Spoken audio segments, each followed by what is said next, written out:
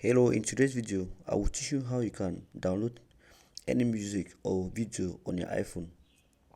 So if you are not able to get music or video on your iPhone, please, I would like you to watch this video to the end. So there's an app we are going to download. We're going to go to our App Store. We search for 2BD. Here's 2BD FM. We'll click on this 2BD FM.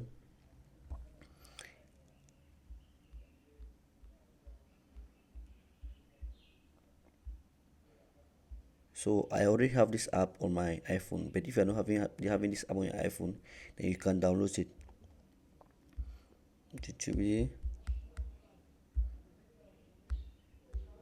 Here's the 2BD FM. You click on 2BD FM. Once you are here, you can download any video or music of your choice. So you just have to come to search. Here, I'll be searching one of my favorite artists, Frank Edward. So I already have Frank Edward. Here, I'll just click on search. I'll search for Frank Edward. You have Frank Edward music.